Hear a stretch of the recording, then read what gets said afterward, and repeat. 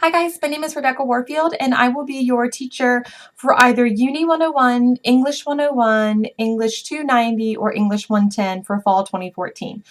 Normally I make a separate video for each class, but I'm running short on time, so I'm going to use this video to go over the policies that I have across the board for all my classes, and then anything specific to your class I will talk to you about on the first day. So let's just go ahead and get right into this here. With the class policies.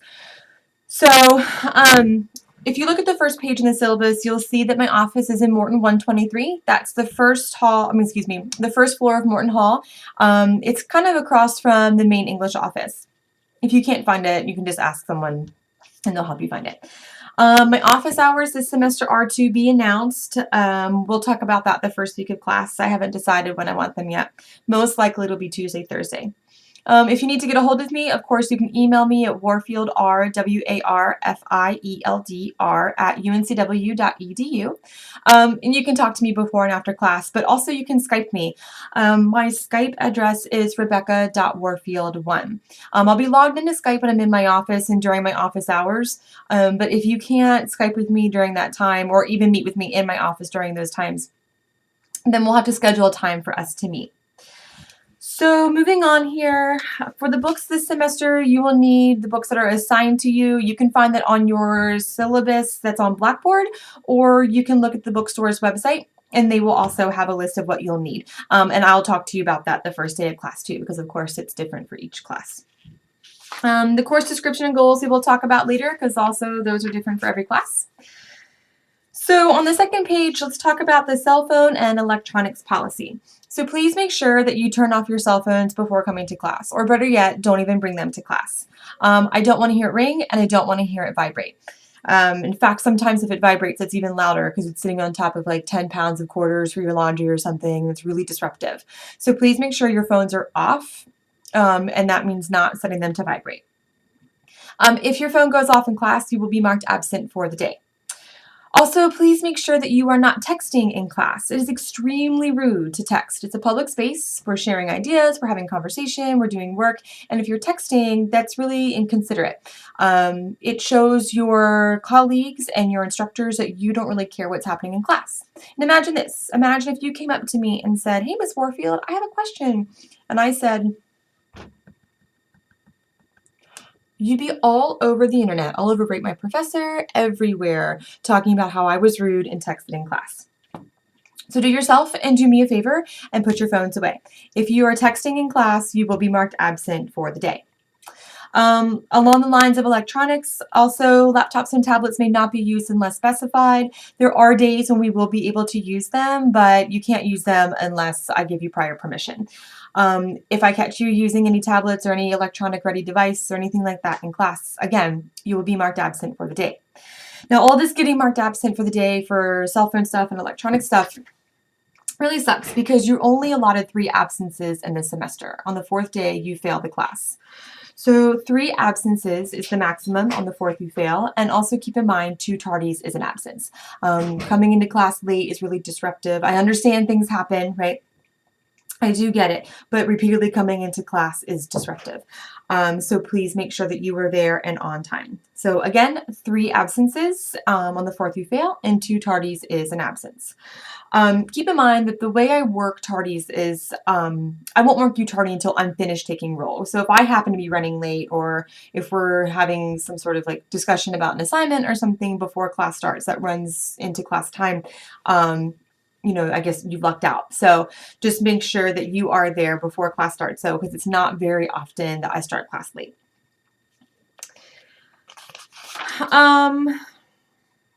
If you need to get a hold of me, usually students email me. That's probably the most preferred method of communication, and that's fine. Keep in mind that I often do not check my email after 5 o'clock during the week, and I don't check my work email on the weekends. I have a life too. Teachers do have lives, right? So keep that in mind. So what that means is if your paper's due on Monday morning and you email me Sunday night with an emergency question about your paper, I'm probably not going to get it in time. So make sure that you are giving enough time for me to get your email. Also, of course, and students meet with me face-to-face and on Skype. But I do want to backtrack to email for 1 second here, and we'll talk more thoroughly about this the first day of class. But please keep in mind that I do require all of my students to use proper email etiquette. It's good practice for the professional world. So what that means is you have to use a salutation, a body, and a closing in your emails. So a salutation is where you address me as the recipient of the email. So you might say, "Dear Miss Warfield." "Hi, Miss Warfield." "Hey, Miss Warfield." "Miss Warfield," whatever, right? You just address me as a human being with a name. Then the body, of course, is your questions, concerns, complaints, whatever you have. And then the closing is where you sign your name. So you might say sincerely your name. You might say thanks, your name, best, your name, or you could just put your name. I just use my initials. That's fine, right? But you have to have a salutation, a body, and a closing for each of your emails. If you do not have those three parts in your email, I will ask you one time to resend the email using proper etiquette. After that, I'm not going to respond to your email. And now, this isn't me just being picky and having these overly dramatic rules for the class or anything. I really am asking you to practice being a professional, because this is the way the professional world works, and it's best just to get in the habit now. You don't want to teach an old dog new tricks, right? So if you're young, you can do this. Also, please try to use professionalism in your emails in terms of, language and typos and stuff like that. I understand typos happen. I make typos all the time, but I don't want any e-speak or anything like that. So just make sure you're paying attention to those things. Smileys are fine. I use smileys. I get it. Just try to be as professional as you can. We'll go over the course requirements in class, because again, they're different for each of your courses. But for all of you, the class is out of 1,000 points. And there's a breakdown of the grading scale on your syllabus. They do plus minus. So you might want to check that out on your own time. For all of my courses, I do not accept any late work at all for any circumstances. Keep in mind that all submissions are electronic, and for most of you, I already have your calendars up and ready to go, so the due dates are already there. So there's not a lot of excuses. Some of you, I'm still working on your schedules, but by the end of the first week of class, the beginning of the second week, that everything will be up and ready to go. Everything is always due by midnight. Usually on a weekend, actually, to give you some time to get your work done. You'll know all of your due dates, so there's really no excuse for you to not get your work in. Keep in mind that technology malfunctions and dysfunctions are not an excuse for late work.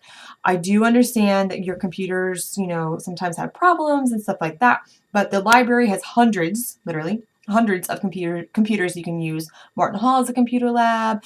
There's a computer lab, I think, in the Education Center. There's one in Bear. There's computers all over the place. You can check them out at the library. You can check them out over, I think, at the, the Student Center, right? There's a million options for you to get a computer. So if your computer crashes, I'm really sorry. It sucks. I totally understand. But you have to find another way to get your work done. In May, right at finals time, someone smashed the window out of my car and stole all of my stuff, including my laptop, and I haven't had one since. So I just come to my office every day to use a computer when I need to. So I get it, right? I'm in the same boat sometimes, but you have to find a way to get it done. Moving on, I'm going to skip some of this other stuff here. Please make sure that you are well acquainted with Blackboard. I use Blackboard for your calendar, for your class schedule. That's where you're going to get any additional assignments or readings that I have for you. Depending on what class you're in, you might be using discussion boards and so on. So make sure you know how to use Blackboard. In terms of extra credit, I don't always offer extra credit, and if I do, you can only receive up to 10 points. So that means, let's say I offer 20 points worth of extra credit, you can only get 10, right? I've had some problems in the past with students getting a little bit too much extra credit, and I'm also not really a fan of extra credit anyway. That's really not my thing, but if there is an opportunity for extra credit that fits within the content and the context of our course, I may offer that opportunity. Please do not beg me for extra credit. If I want to give you an extra credit opportunity, I will, and asking me for one is not going to help. Right? Asking to get free things just doesn't really work. So for example, I want money, right? But if I went to my department chair and said, hey, I want more money, I'm not going to get it, right? So please don't beg me for extra credit. It does nothing but just drive me nuts. Formatting. So for all of your assignments, I do require that you use MLA format. My uni students, you might not encounter this as much because it's a different type of course, but especially for my English students, you must turn in all of your work in MLA format. If it is not in MLA format, you will receive a 0 on the assignment. And don't worry, I will teach you MLA format. And again, this is not me being overly dramatic and like draconian here, but I do believe that being a good student means following directions. And so part of following directions in English class is using proper format. So I will check all of your papers for proper MLA format, and I will give you a 0 if it is not done correctly. But don't worry, again, I'll teach you how to do this. Also, all of your papers that are submitted to me need to be in a .doc or it's hard to say, .docx format. And this isn't me like being a jerk or anything at all. I just can't grade your papers if they're not in that format. I use Microsoft Word to grade everything. And so if it's not in that format, then I can't grade it. So if you do not have Microsoft Word on your computers, you either need to get it. You can get a really cheap copy or license for it at Binaries, which is over in the Student Union. You could use any of the computers in the library. All the computers that you could check out, the laptops you can check out at the library also have it. So there's really no excuse to not have it. And I get it. If you can't afford it, I totally understand. So you can type it up on whatever you have, send it to yourself in an email, run over to the library and format it in a Word document. So that is it for formatting. I do have a note on here about turnaround time. I understand that all of you want your grades back as quickly as possible, and I also want to get them back to you as quickly as possible, but I have 125 students this semester, and that's a lot, and teaching and grading is just a small portion of my responsibilities as an instructor here. I have service responsibilities, I'm on committees, I have all sorts of things that I have to do, and I have a life outside of work. So I might not be able to get your papers and your assignments back to you as quickly as you want, but what I can promise you is that I will get them back to you before your next big assignments due. So let's say you turn in an essay to me, I will get it back to you before the next one's due. So that way you can get your feedback and, you know, get any help that, or excuse me, ask any questions that you might have. I really will do my best to get them back to you. It's just 125 people is a lot for one person to manage and to grade all those assignments for. So please, I just beg of you to be patient. There's a few notes on here about disabilities, violence and harassment, religious observance, diversity, and then of course, academic honesty. So we'll take a minute here to talk about academic honesty. If I catch you cheating, you will not only fail that assignment, you will fail the entire course. I will not tolerate cheating under any circumstances. And at this point, all of you are at least 17 years old, unless you're an Isaac Bear student and you're still a teenager. And so I know that you know that cheating is wrong. Copy and pasting something off the internet is wrong. Using a paper from a different class is wrong. Buying a paper off the internet is wrong, right? All of these things are wrong. So if you were cheating, if you were plagiarizing, you will fail the course. I will report you to the dean, and that will be it. No questions asked, no ifs, ands, or buts. You fail. Do not cheat. Usually the students who cheat end up spending more time figuring out how to cheat than they would spend just doing the assignment. If you're having a hard time getting your work done, if you're not sure what to do, you can ask me for help, right? Ask me for help before you cheat. Because then I can offer my assistance. We can sit down together and figure something out. But if you cheat, I'm not even going to sit down with you and talk about it. That'll be the end of it. I also have a few things on here. I call it my common sense clause. And we're going to go through these one by one right now in this video so you can understand the tone of the course. Over the past couple semesters, I've been a little frustrated with some of the behavior and responses I've had from students. So with that in mind, let's just go over a few things about common sense. So first of all, number one, college was not designed to be easy. If it is easy, you're not working hard enough, right? I understand a lot of you sign up for classes because you think it's easy and your friend said it was easy, but that's not why you're here, right? You're here to work. So if it's easy, you're probably not working hard enough. If you want an A in a class, then you need to work hard. Slackers don't get A's. It's simple as that. The students that work hard and do their work and turn their work in and ask questions and seek help always get the highest grades. So if you want an A, you have to earn an A. And I know you've heard this 1,000 times, but it's even more important in college that you work hard for an A. If you are unhappy with me or one of your classmates, you should use common sense to assess the situation before you respond. Being rude, having an outburst, being angry isn't going to get you anywhere, right? So if you're upset with me or something, that's fine. Be mad, right? I've been mad at professors before. I get it. Give yourself 24 hours before you say something, because I can't work with you if you have an attitude or if you're being aggressive. But I can definitely work with you if you come to me like an adult and like a professional. It is not my responsibility to teach you how to use your computer or even to use a computer. If you don't know how to do something, you need to seek some help. I can help you here and there, but if you're not tech savvy at all, you might want to talk to the people over at TAC in the library to get some help or something. I can't help 125 people with their computers.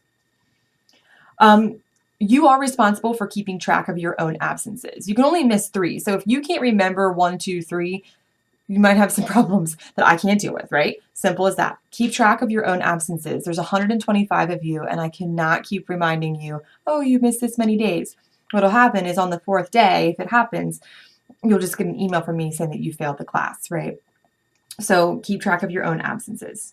You're also responsible for keeping up with your own work. I'm not going to remind you when your work is due. It's all on Blackboard. Remember that you are entitled to the grade that you earn. You do not start this class with 100%. You start this class with a 0, and you earn your way up to whatever grade it is that you have. Starting a class with 100% assumes that you came to class with all the knowledge that you needed for this class, and that's not the case, right? It's like a bank account. You don't just open a bank account with your life earnings and then dwindle it down from there. You start with nothing and then you build it up, hopefully. If you're like me, you shop too much and you're not really building anything, but I digress. As a college student, you are responsible for your education. I can only lead you part way. My job is to not give you everything. My job is to help you, but you have to actually do the work. And for those of you who might be freshmen this semester, this is very different than high school, right? A lot of times in high school, you're given a ton of guidance and a lot of leniency. That's not how things work here. I can give you information, but it's up to you to do the readings. It's up to you to make the material meaningful. I will try my best to help you make it meaningful, but you have to embody what you learn. You have to live what you learn in order for it to, or in order for this experience to be the most for you. Also, I can't come to you if you know you're having a hard time. I can't read your mind. So if you're having a hard time, if you don't understand something, if you want help, you have to come to me. Again, I've said this 15 times in this video. I have 125 students. I can only assess just a portion of that in its entirety, right? So if you have questions, you need to come to me. My office is always open. I am always here. And last semester, I was really frustrated because out of 100 students, I had 2 come to me and to my office hours to seek help, right? That's not good. But there were definitely more people than that who complained about their grades. But the 2 people that came to me for help didn't complain, right? Because they got the help they needed. So if you have questions, you have to come to me. Take charge of your education. Take ownership of it. If you want something, if you want a certain grade, if you want an extension, if you want a letter of recommendation, whatever it is, not even just this class, just generally in life, you have to take the right steps to get it. So you have to be the active participant. You have to be a good student, you have to be respectful, you have to set a plan, whatever it is, but you are responsible for getting what you want. Nothing in life or in this class is free, right? You have to work to get things. Nothing bothers me more than a student who complains he or she wants an A in the class or that I'm a hard teacher, but that student also didn't do most of the class's work. You have to do things to get what you want. There are consequences for not following the policies on this syllabus, right? I don't write this syllabus and make this video for my health, right? It's because it's real. I will uphold the guidelines of this syllabus because I am responsible to and I have to maintain the integrity of this course. I get it. You paid for this class, but when you paid your tuition, when you decided that you were going to come to UNCW, what that means is you also paid to agree to the policies of the syllabus, right? To trust that we will teach you not only the information, but how to be a good student and how to be a professional, and how to also maintain integrity for yourself, right? So we're helping you do all those things. So yes, you pay for the class, but your tuition is really to help you learn all of these things. Your attitude is your reality, right? If you think this class is going to suck and it's going to be miserable and boring, it is. If you think, hey, maybe it won't be that bad, it probably won't. If you think it's going to be awesome, it probably will. I liken it to running. I'm not sure how many of you are runners, but I run. And if I put on my running shoes and I say, this is going to be the worst run in my entire life, I'm going to die, it's going to be hot and miserable, the run is usually pretty terrible. But if I put on my running shoes and say, all right, I'm going to give it my best shot. It might not be the best run of my life because this is North Carolina. It might be 5,000 degrees outside. But I'm going to do the best I can. It's usually a lot better than I imagined or than I expected. So the same is true for this class. If you think it's going to be miserable, it's going to be miserable. Simple as that.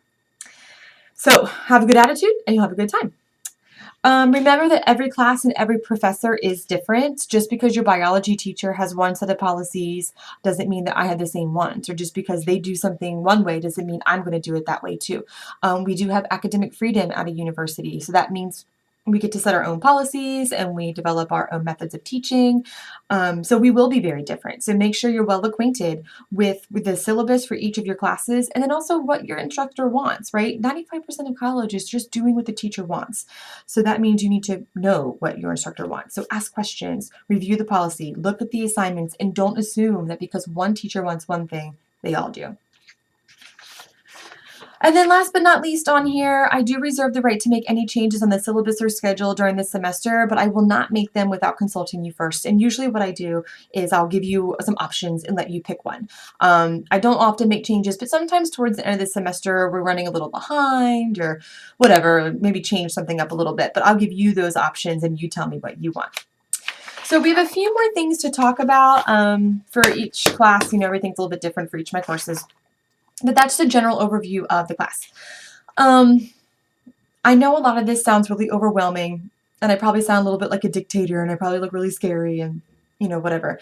I do want you to know that that's not true. I tend to be pretty energetic, and I like to have fun, right?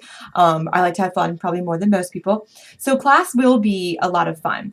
But with that in mind, don't think that because it's fun, it's not serious, right? Be prepared to come to class and have a good time and have conversation and meet new friends, but also come to class prepared to work, right? So with that said, I will see you all on Wednesday. Yes, Wednesday, that's soon. I hope you are enjoying your last few days of summer, and I look forward to meeting all of you. Bye.